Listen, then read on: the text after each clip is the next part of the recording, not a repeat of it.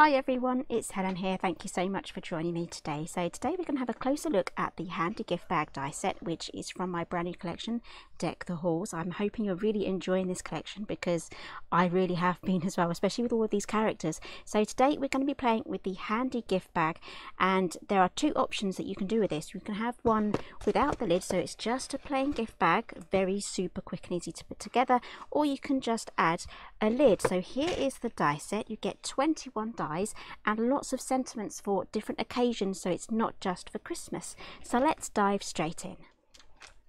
Okay, so I've just pulled out the main die set pieces. We have the main bag die here. You need to do 2 of those. You have a choice of tops as well. You can add them across the top if you want to, but you will have to trim off this edge bit there.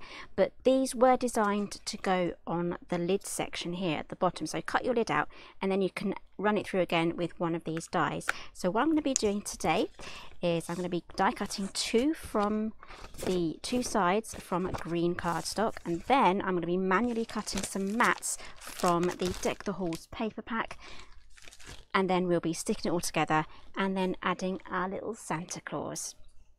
This little guy is from the Christmas characters die set. Okay, so I've just run 2 of those through, and now I just want to do one of the lid. I'm going to keep that all in the same colour cardstock. Right, so if you wanted to have a decorative edge to your lid, you can have the scalloped or the ornate, so you simply just lay one across like that and then you'll have a lovely little edge to your bag. Now Father Christmas is going to hide most of all of that, so I'm just going to mat that with some pretty paper. So all I have to do now is just fold all of the score lines down, and I'm going to be using my bone folder for that as well. It's going to give you some really nice crisp lines. Really press those down, and don't forget to do this little bit of gusset as well, because this goes the other way, and just these little diagonal lines, just press them in just like so. It's just a lot easier to do it whilst it's flat than wait to do that once it's all put together. Okay, and then before we get to matting, I'm just going to add this lid just to the back here, just a quick dry run. Just goes on the inside of one of your pieces. It's just there. But before we stick it down, we're going to be doing something slightly different to how I've put this together.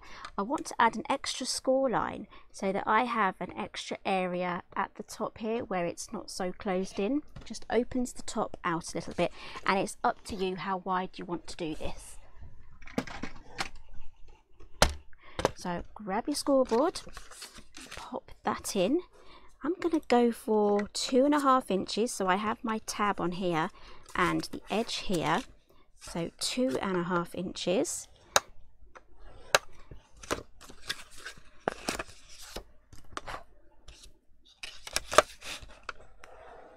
And fold that down, and as you can see, that has given me an extra bit of top there on the bag. So just quickly glue this down. Just add the glue to the tab. You don't need to go anywhere on this new scored area that we've just made. And try and go right up into the corners here. Turn everything over.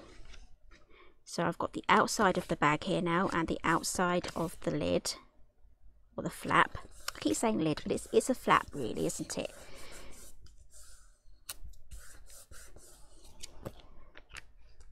Okay, so that is there now. I'm going to set that aside, and I'm going to quickly mat all of these, and I will add the measurements for this down below.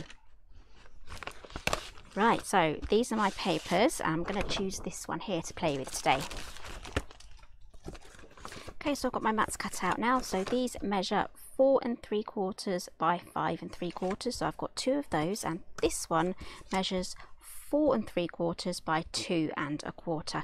Now the lid here has rounded corners, so I'm just going to round those over just on 2 of the sides.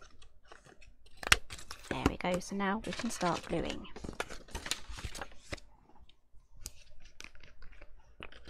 I've just got an offcut here from when I was trimming up my papers, so I'm just going to add this. It's around about 1/4 inch, but you could probably go slightly wider.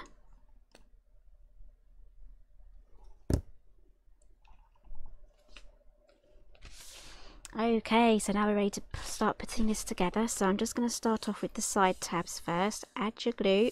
If I didn't mention this before, I'm using the bookbinding glue. It dries really fast and it's great for your 3D makes. So press that down. Now don't move that too soon, okay? I think we'll be alright now. So turn it over, fold this one over, and then add your glue exactly the same way right up into the corners here, and then fold this across, and that should all line up. Now do give this a couple of minutes now just to set on all of the sides before we start putting the base together. So let's have a quick look at Father Christmas here. So I have him made up from the Christmas characters die set, and on the back here there is a key on how to get all of these little characters together. Now I think I'm going to have him on a little border, just like on that bag there, just so that he doesn't disappear into everything. Gives him a little bit more structure, as well as we have to lift up this lid to open it, so it gives it that little bit of strength. So let's get that cut out. So this measures 2 3/4 by 4 1/4. Now I do have some offcuts here, so let's cut that down to size. So is it 2 3/4? So we'll go to 2 1/2 by 4, and that will give us a lovely little rectangle there for our Father Christmas. And I'm going to boost him up on a 3D foam pad. So let's get that all glued, and then we're going to finally seal our bag with a Velcro dot as well. Right, so I'm just going to pop one little foam pad on the back there, and this does sort of have a direction, I guess. Just have a look and see which one you prefer. I prefer it this way. There we go. On this one I've added a little banner here, just snipped up with my scissors, just a little banner there behind him, but I'm going to leave him clear. Right, so let's clear the decks. So let's add a bit of glue now, just to these little tabs here. Super duper easy. Again, you can make a ton of these, keep them all flat, so you can just assemble them as you need them. And on the bottom bit here, just go all the way around, just to make that super strong and stuck down. There we go. So just a quick dry run now before we add our Velcro dot. This is what I mean by giving the top section that little bit of extra room. So we have, because of that little score line, we've got this extra top bit here compared to this flat one at the top. And again, you can do maybe a whole inch just to make that even wider at the top, but every time that you come out wider with your score line, you will lose some of your flap here. So your flap will get shorter and shorter the more space you take for the top section. Right, so I'm just going to grab my Velcro dots now. These are the super slim stick-ons. I pretty much use this for a lot of my bag projects, especially the handbags. And what I like to do with these ones is I like to snip them in half as well. And I'll pop this inside the box so I can use this tiny one for another project.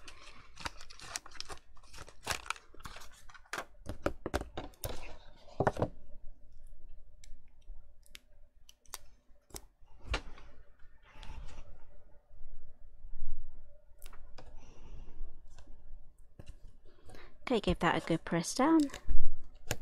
I will show you a trick in a moment on how we can get this to stick down really nicely. So I'm just lining up these top corners here with the new score line that we made, just to make sure that it's in the right position, and then fold that down. Now if you press really hard on that, you're going to squash everything, which we don't want to do. So grab yourself like a spike or a pokey tool, and then just carefully separate those two Velcro pieces. Right, that was nice and easy. This makes good work of it. Now press that down. I didn't get that completely central, but we can live with that.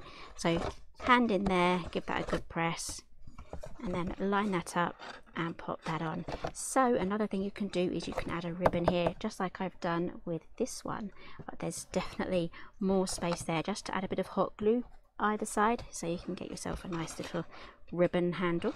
Mine's going to be kind of like a box pouch, gift box bag. Okay, so let's add our little Santa. Pop this little guy on here. Isn't that so pretty? I love that. So I'm actually gonna, what should we do? We can lift this up with a bit of foam, but I think I'm just going to glue it down just for that bit of extra security, because you're always going to have someone that's going to try and open this by lifting up this section here. So I'm definitely going to glue this down.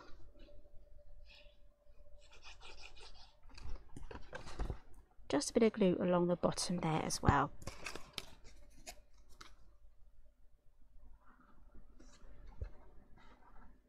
Okay, so I'm going to leave that aside now just to dry off properly. Now let's concentrate now on our sentiment. Okay, so I'm going to grab my sentiment from Deck the Halls A5 stamp set. I've got my little foam pad there that I like to rest on. Gives me a really good print, especially when I'm using photopolymer or clear stamps.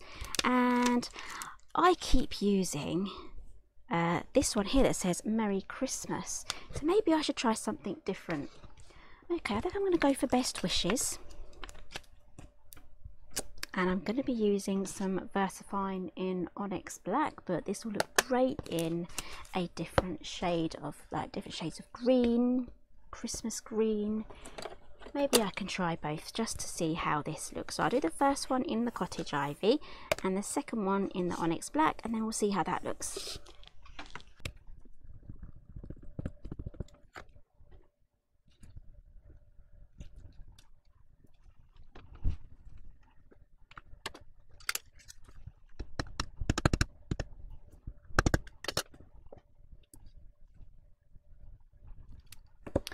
Oh, I quite like both of them. This is going to be difficult to choose. So the next thing is, if I have trouble with this, I'm just going to cut them both out and then try them both here. So this is a very easy shape to cut out. So I'm just going to use my scissors. This will also look great if you want to heat emboss this in gold or silver. Right, so here is the black one. You can let me know in the comments which one you like the best. That's the black one, and here is the green. I don't know. I'm looking at my screen and I really like both of them, but I think this one's bolder. I'm going to go for this one, and I'm going to keep this one for another project. So I'm going to pop that one up onto a little foam pad.